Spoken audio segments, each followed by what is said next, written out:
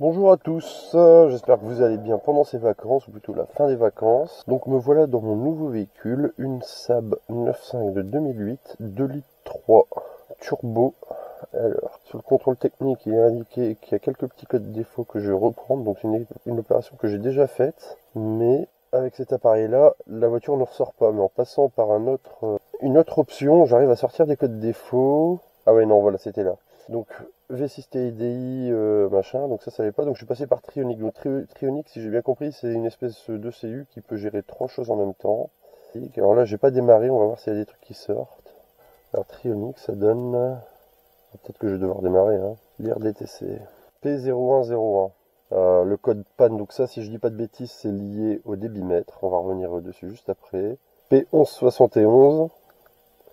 P1301, ça je crois que c'est encore lié au débitmètre. Et P0301, bon, je mettrai en dessous ce à quoi ça correspond.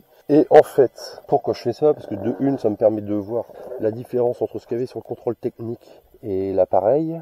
Et hier, quand j'étais en train de commencer à nettoyer la baie moteur, j'ai vu ça. Donc là, c'est le débitmètre, donc là, flow.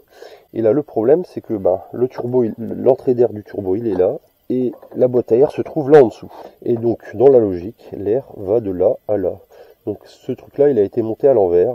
Donc, ce qui va se passer, c'est que je vais le démonter. J'en profiter pour donner un petit coup sur les durites. Je vais le mettre dans l'autre sens. Je vais effacer les codes défauts et on verra si ça revient dans le temps. Parce que si c'est ça, si c'est juste mis à l'envers, dans ce cas-là, ce sera gagné. Tu vois, je viens de le faire. 2, 3. Ça a l'air de tenir à moitié en équilibre avec ça. Bon, en principe, il faut juste tirer et ça sort. Voilà. Voilà. Tac. Parfait. Hop, on retourne. Ça, je vais le laisser de côté pour l'instant. Et celle-là, je vais la sortir pour la nettoyer. D'accord, il y a un dépôt blanc. Donc, il va être nettoyé aussi, hein, de ce fait-là. Dépôt blanc qui n'est pas présent là-dessus. Et donc le débitmètre, donc ça sert à mesurer le passage de l'air, d'accord. Et donc ici on voit il y a des petites résistances, les résistances vont chauffer et en fonction du flux d'air, ça va permettre d'envoyer l'information, de dire voilà il y a autant d'air qui rentre dans le moteur et ensuite donc gérer au mieux la carburation. Là c'est pareil, limite je vais le démonter, je vais passer un petit coup de propre dessus et puis on va le remonter. On en profite pour vérifier s'il n'y a pas de l'oxydation. Ça pourrait être un problème supplémentaire, ça n'a pas l'air. Là on peut lire This side towards air cleaner, donc voilà, donc on a bien le sens. Là-bas le filtre à air et là l'entrée du turbo. On en vérifie pour regarder si la durite n'est pas craquelée. Ça n'a pas une sale gueule. Ça semble correct. Donc on y est durite Saab 49 67 550, au cas où quelqu'un cherche la référence. Et deux colliers 58 75 et l'autre 77 95. Donc elle sera dans ce sens-là. Et comme par hasard, les parties les plus short à nettoyer sont au-dessus. C'est normal. Je vais le démonter. Le problème c'est que la vis elle doit être de l'autre côté. Alors bon, probablement celui qui l'a remonté il a dû démonter les phares ou je sais pas ce qu'il a dû faire. C'est pas super intelligent de l'avoir remis de l'autre côté parce que pour le démontage ça coince un petit peu quoi. Bon, je vais déjà essayer de la nettoyer au moins en surface.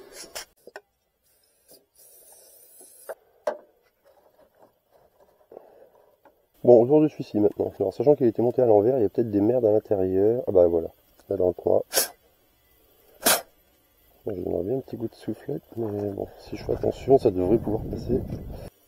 Ah bah voilà, nickel. Sinon à l'intérieur, ça semble correct. Il y a 3 résistances. Alors je sais pas combien il y en a d'origine, mais je pense qu'il y en a une par banc.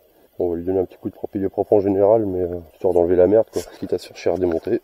Bon, voilà, il est nettoyé. Il y a moyen de faire mieux, mais donc on va laisser ça comme ça pour le moment. Hop, un petit coup sur la caisse. Ça peut pas faire de mal. Tac, super facile. Donc flow, ce coup-ci, on se trompe pas. Et de 1. Et la grosse... Oh putain, je m'en doutais. Bon, je la tremperai dans du dégraissant. Elle est pas compliquée à enlever. Là, je dois y aller. Hop, c'est bien emboîté. Logiquement, ça ne devrait pas bouger. Ouais, c'est chiant, ouais. Il va falloir que je le plonge peut-être dans du dégraissant ou passer au Karcher, je sais pas. Hop, et il reste celui-là, bien entendu. Ah ok, d'accord, j'avais pas vu qu'il était pris sur la petite patte qui était là. Bon voilà, bon, par contre, on va tout nettoyer cette espèce de merde là, ça va être un petit peu chiant. On va faire ça au fur et à mesure. Déjà rien que le cache-culbu, ça me fait un petit peu chier, parce que là en plus, ils ont foutu de la pâte à joint, apparemment c'est une maladie dessus, ça vient fuir à ce niveau-là, au niveau de l'arbre à cam.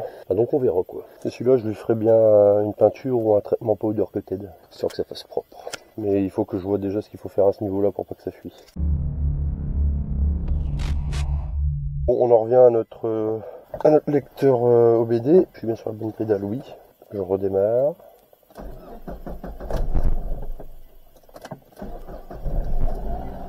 Ah, j'ai eu peur. J'ai eu peur, alors Jésus-Christ. Ok, alors on va revenir en arrière. Lire DTC, trionique, on va tout recommencer. Bon, ils y sont toujours. Ce que je vais faire, c'est que je vais les effacer et puis on verra s'ils reviennent. De toute façon, je les ai tous notés. Et là, par contre, je vais faire lire le data stream pour voir un petit peu sélection connecteur, diagnostic data list 2. Si je fais ça, ça fait quoi? 70. Tout le régime moteur, hermacique, combustion.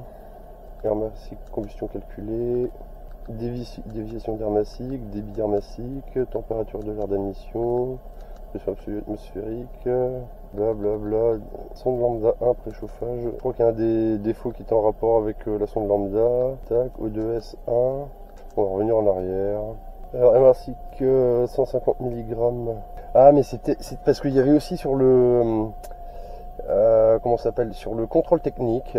Il y avait aussi un problème de lecture de la combustion. Est-ce que c'était pas dû à ça également? Bon, on va voir. Ce que je vais faire, c'est que je vais revenir en arrière, je vais effacer les défauts et on va voir s'ils reviennent. Alors, à mon avis, ils vont pas revenir tout de suite. En tout cas, c'était le cas pour la Corsa. Déviation d'hermacique demandée, couleur coupé au moteur régimé réel, puissance, c'est marrant ça.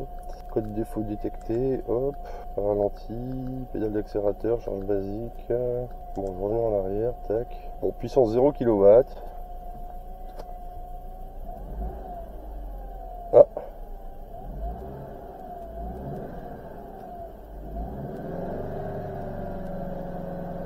D'accord, bon, je verrai ça plus tard. Effacer DTC. Aucun DTC, donc ça me paraît logique, on verra plus tard s'ils reviennent.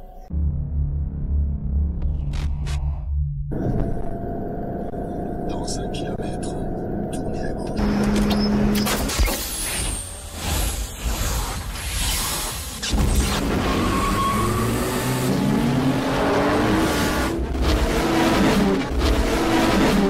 C'est payé une fusée.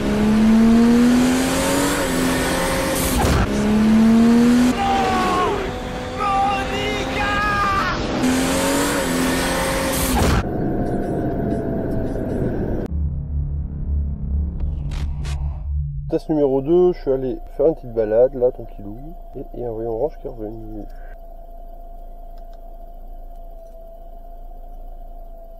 P0171. P0171, donc j'avais 4 défauts, il me reste plus qu'un. Donc à la rigueur, c'est parfait. J'ai effacé le DTC pour ne pas qu'il revienne. P01271.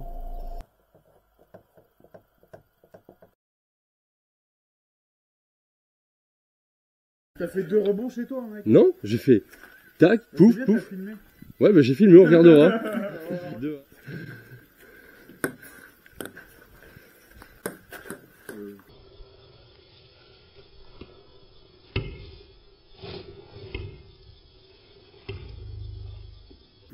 Bah, j'ai fait mon service. 2-1. Bah, bien sûr que si, il a fait un rebond. Un 2. Bah, elle a fait un là et un là. Et puis, il fera 2 sur la tienne.